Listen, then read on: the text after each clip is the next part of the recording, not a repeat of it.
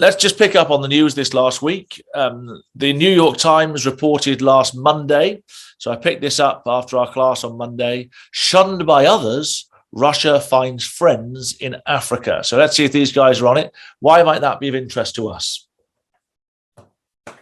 Libya, Ethiopia. So where do we read about Libya and Ethiopia? Ezekiel 38 and Daniel 11. So those two key chapters, Ezekiel 38 and Daniel 11, tell us that Russia is going to be confederate with those African nations. So we're just interested to see an article like that from last Monday. On Tuesday, UK publication Daily Mail had this headline: "New dash for gas to break Putin's grip." And they started picking up on the fact that nations were going to need to look elsewhere to deal with the fact that Russia has got this grip, particularly on Europe. And so on the same day, this week published the article and the headline, "What happens if Russia turns off gas supplies to Europe?" And they started trying to answer that. Same day, Russia threatens to cut Europe's gas supplies if oil ban goes ahead. And so they're picking up on the fact that the Western leaders were saying that they were going to ban Russian oil, and many have, the UK, the US, and yet what the Russia's deputy prime minister said is, if you reject our oil, it would lead to catastrophic consequences for the global market. And so we've seen, haven't we, certainly in the UK, but I'm sure wherever you live in the world, you've seen the price of petrol and diesel go up significantly in this last week or so. The same day, last Tuesday, the Jerusalem Post ran this headline: "The Chevron CEO says Israel gas pipeline could supply Europe amid the crisis." So it's just picking up, isn't it, on these same things that we've talked about week on week. And of course, here we're speculating that this could be the spoil that Russia goes into Israel for.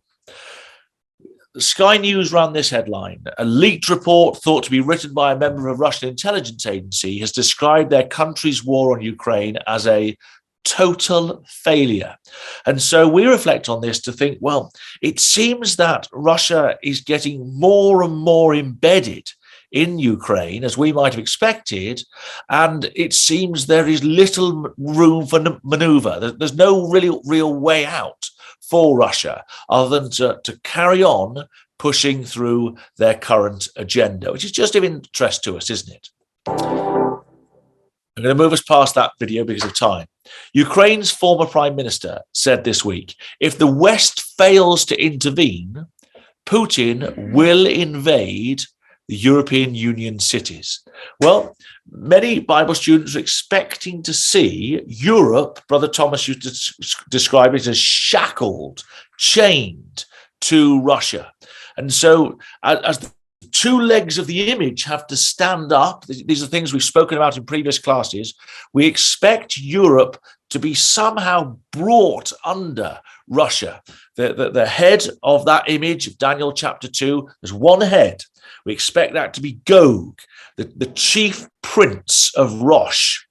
That's who we expect it to be. That's the head of the image that will be destroyed on the mountains of Israel. But there are two legs. There's Europe in the west, and there's Russia and East Europe on the east.